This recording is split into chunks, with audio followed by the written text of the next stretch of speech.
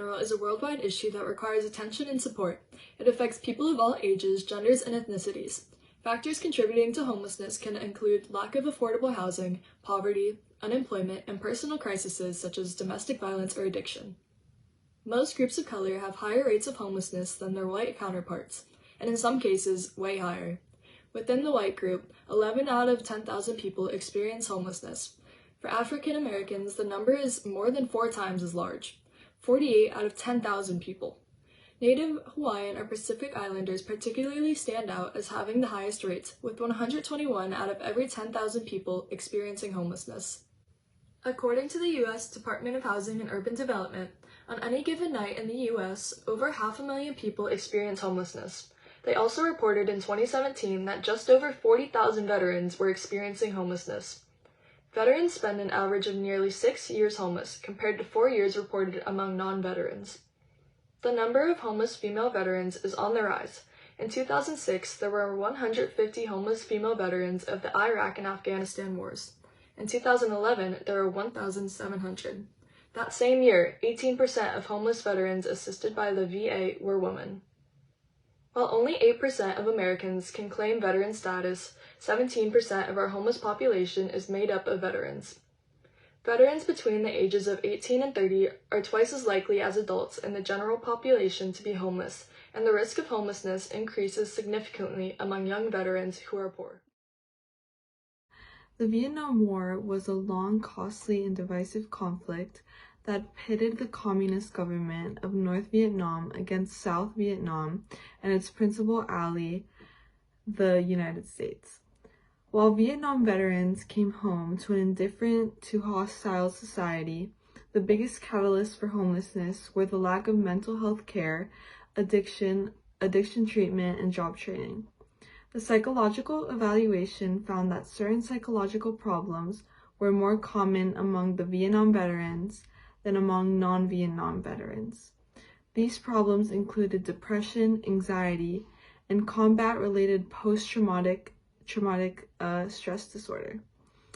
While the majority of Vietnam veterans successfully readjusted to post-war life, a substantial minority of Vietnam-era veterans have suffered from a variety of psychological problems and have experienced a wide range of life adjustment problems. During the Vietnam War, the U.S. military used more than 19 million gallons of various herbicides for defoliation and crop destruction in the Republic of Vietnam.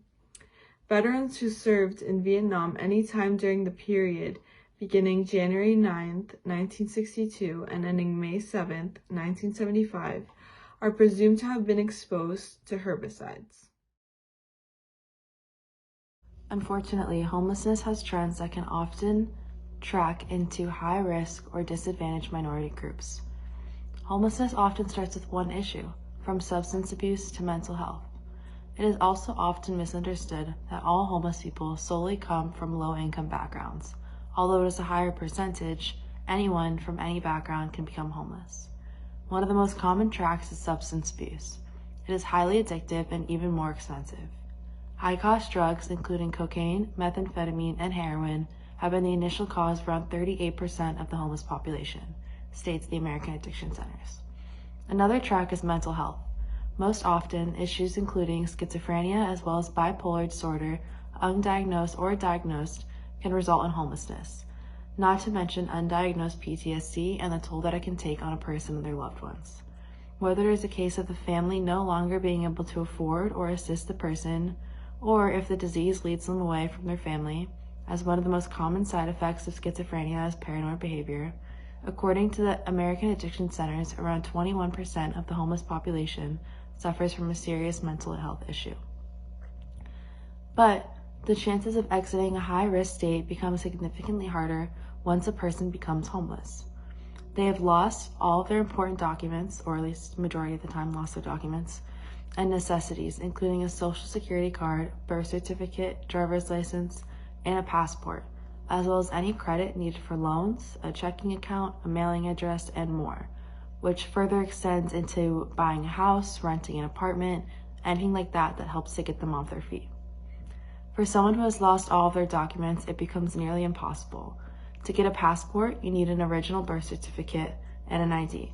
To get a birth certificate, you need a passport and an ID. To get an ID, you need a birth certificate and a social security card or passport, and so on and so forth. For someone who has lost all of these documents and does not have any resources, becoming homeless is the easier option, and there isn't really an available route to get back on their feet.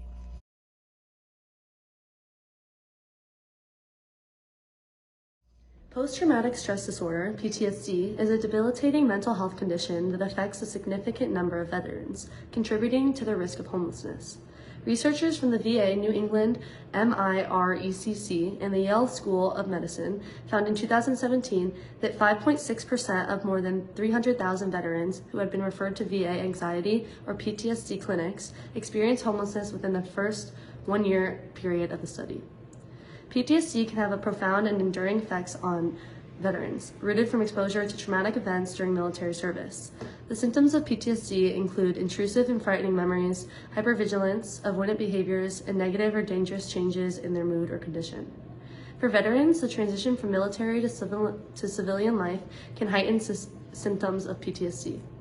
Challenges such as adjusting to civilian routines or finding employment can trigger or intensify PTSD symptoms, making it difficult to maintain stability and security.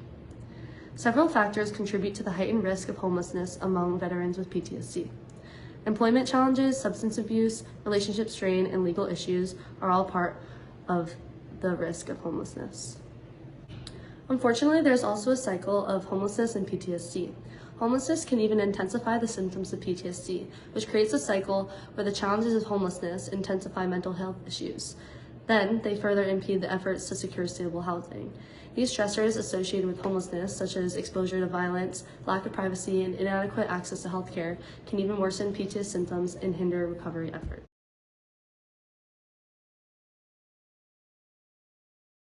One of the most common and damaging misconceptions about the homeless is that they're just lazy, criminals, drug addicts, or that they're homeless of their own choice and too lazy to go out and get their own job. Many people have the ideology that giving a homeless person money or spending their time servicing the community is a waste, which damages the way they are seen and treated by society. As we have stated and will continue to illustrate throughout our project, homelessness has several causes, and a good portion of the time it is not solely the individual's fault.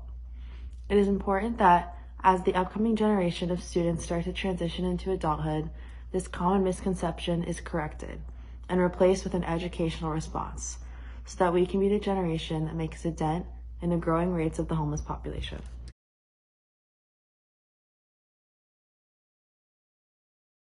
Each day, homeless people face extremely daunting challenges. They struggle to find shelter, often resorting to sleeping on the streets or in makeshift accommodations, which expose them to potential dangers. The constant uncertainty of where to find their next meal or access basic hygiene facilities adds to their instability. The harsh reality of homelessness comes with safety concerns, as they are vulnerable to violence, exploitation, and theft. Beyond the immediate physical struggles, homeless individuals endure social isolation and stigmatization. They feel invisible or marginalized by society, leading to feelings of worthlessness and loneliness. The lack of stable relationships and support networks further exacerbates their sense of despair. For many homeless individuals, their distress is worsened by past traumas, such as abuse, neglect, or combat experiences. These traumatic events can manifest as symptoms of PTSD, including flashbacks, hypervigilance, and anxiety. The constant stress and unpredictability of life on the streets can act as triggers, intensifying their symptoms and making it challenging to cope.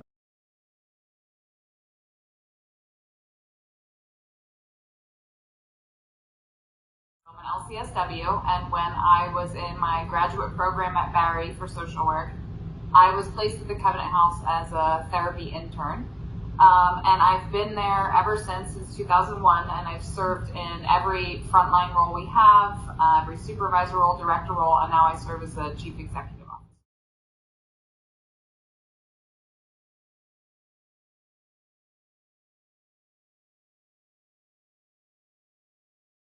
I mean, honestly, Harper, we've had young people in my 22 years at Covenant House that have been from every demographic related to race, ethnicity, socioeconomic status, geography, anything you can think of. We've had kids from St. Thomas, American Heritage. We've had kids from all school systems throughout Broward County. And it really comes down to lack of resources. It comes down to folks being under-resourced, particularly marginalized populations, demographic of people who are Black and brown, and communities that they tend to come from geographically are lacking. Municipalities are lacking educational systems, they're lacking food nourishment, they're lacking medical care.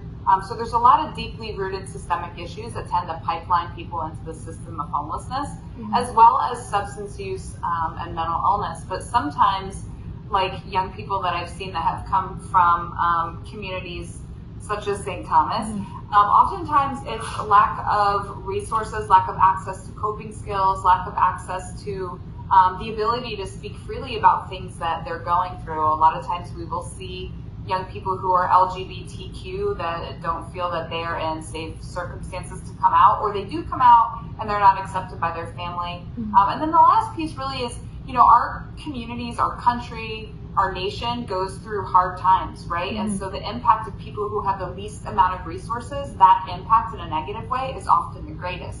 So when we have a recession, or we have economic issues, or we have political disparities, or a pandemic, the people who lack the resources the most are impacted the most. And we often will even see fully intact families who have two working parents, but one loses a job, and then you get behind the mortgage, the payment, and then we see where they have to move into their car, and then after that, it's on the street and homelessness. So yes, I don't like stereotyping, right? Which is what you're trying to do. You're trying to remove the stigma attached to homelessness. And I think the best way to do that is just to remember that we're all human and anything can happen at any moment. PTSD is intrinsically related to the experience of some form of trauma. So veterans, that's a very easy explanation, right? Like they're exposed to things that are not natural. They're exposed to life and death on a daily basis. They're exposed to loud sounds, everything associated with that. I think the youth that we serve at Covenant House, we're serving kids ages 18 to 22. And I think the experience of being associated with domestic violence, sexual violence, substance use, untreated mental illness in the family system, and then all of those things that we spoke about earlier, being under-resourced, lacking education, lacking food, lacking medical care, all of those things lead to deeper issues and deeper trauma, and when that goes untreated, it's just an inability to cope. And it's just like somebody who has repeated stress over time, their homeostasis is their balance and their baseline, but if you keep adding crisis and you keep adding stress, and somebody doesn't know how to work through that and they don't have a toolkit of coping skills, oftentimes you will see that the psychopathology of the human brain will take over for the physiology, and that'll start to break down. So it'll lead to, depression, suicidality, anxiety, low self-esteem, low self-worth. And when you have those feelings, like if you have a really bad day, it's really hard to be motivated sometimes, right? It's hard to feel your best self. And then the other thing I would say is, self-esteem from a very young age, it's very important to be attached to your family, be attached to your peers, and to be loved and be respected and treated as human. And when you are exposed to trauma for a really long time that lacks those elements, the ability to feel good about yourself and find your self-worth and put on your best face and go to school or get a job or function in the community, it becomes harder and harder.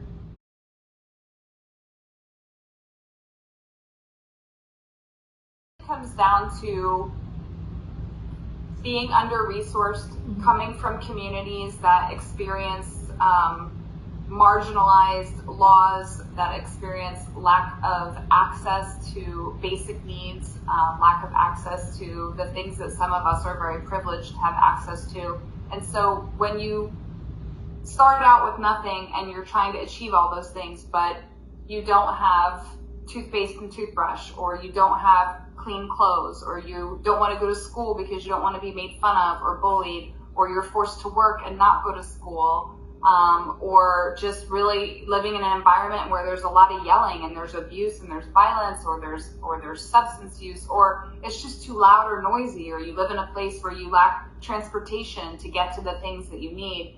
it really comes down to young people, especially when they're experiencing homelessness. They have so many things that they have to build from that they haven't had. And so, a lot of young people are born into really unfortunate circumstances and didn't have the opportunity to choose right or wrong. And I think when they get involved in other ways of obtaining the things that they need, like food or shelter or safety, those high-risk behaviors expose them to things and experiences that sometimes will take them down a path that's unfortunate. And so once you have maybe a criminal record, or once you've been fired from jobs because you can't get there, right? Or you get kicked out of school because somebody's bullying you and you snap, or you're LGBTQ and you're ostracized from your family and your friends, when all of that stuff starts happening, even when you experience those small successes, you still have all of these other things that you need to take care of and rise up for. So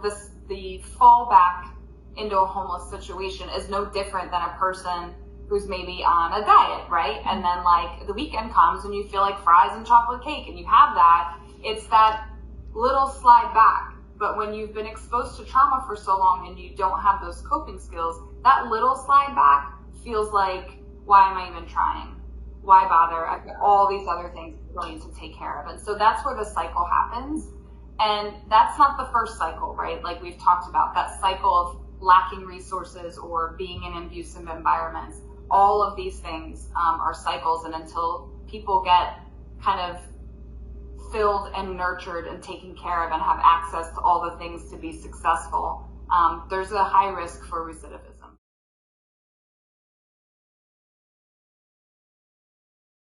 I think what is shocking to me is that people don't realize that in the U.S., there's 4.2 million kids that are homeless, ages 16 to 24.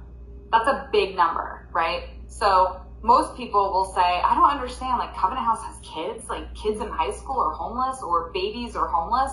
And I think just what the community can do is just open their eyes, right? Like if they see, oftentimes youth who are homeless are in plain sight. They're at Starbucks with a bunch of book bags by their feet and they look like every other youth that's charging their phone or on Wi-Fi, but they don't have a home to go to, So I think just being aware of homeless issues, knowing how to refer to 211. 211 is the homeless helpline. You dial 211 and you call and you get linked to all sorts of resources.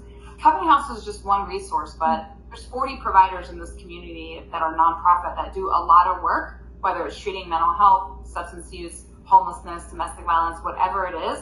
And that 211 resource, that homeless helpline, is critically important to navigating people to the resources that'll help them in that moment.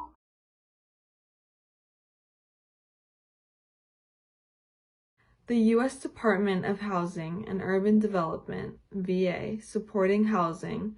This collaborative program between HUD and VA combines HUD housing vouchers with VA supportive services to help veterans who are homeless and their families find and sustain permanent housing.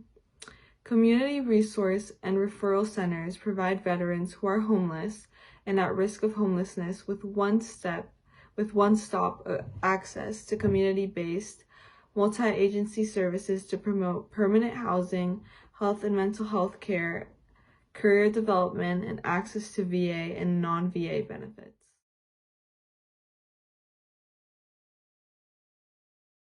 There are many ways we can help the poor, but the first step in doing so is to grasp a better understanding of what these people have gone through and the struggles that have ended in homelessness.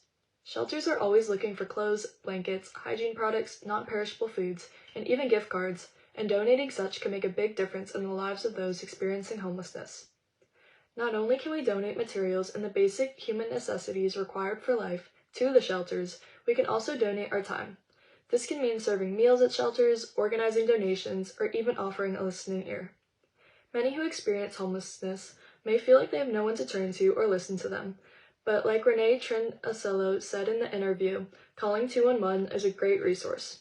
211 is available in multiple languages, allowing those in need to access information and obtain referrals to physical and mental health resources, housing, utility, food, and employment assistance, and suicide and crisis interventions.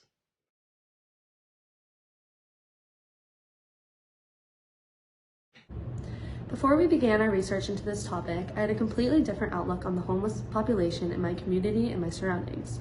I believed that most of the homeless were simply adults that lost their way in their life and were struggling with different illnesses and addictions. Although this may be true for many, there is a completely different reality for a plethora of homeless people in our surrounding communities and across America as a whole. Through our research, I soon realized that many of the homeless are people who once served our country and dedicated their lives to the American people. They are veterans who struggle every day with mental and physical ailments. Although this realization was disheartening, it is also crucial for us to make a difference and help these veterans. Now knowing the scope of the problem in our area, I am eager and determined to make a difference and do my part to help these veterans. Throughout my high school career, I am so grateful to have all the opportunities that I've had to serve and spend time around the homeless population. I have been open about the misconception that I previously had about the homeless population, mentioned earlier that they were lazy or doing it of their own choice, and I have since corrected. Through this project, I have gained more knowledge about the subject and the sheer amount of homeless veterans. Those who have risked their lives for the safety of our country are now left ignored. This project has inspired me to continue and try and end the misconceptions around homelessness and continue to give my time in service to helping those who are in need. Through this project, I learned to think beyond the stereotypical assumptions of those who are homeless. It has unfortunately become so typical to just drive right by them and pretend like you don't see them when they're walking right next to your car, but to think that some of them are the same people who have served this country in wars and more has greatly changed my perspective and how I treat them. The interview was very enlightening of not only the cycle of homelessness and the struggles they face, but also ways in which I can help.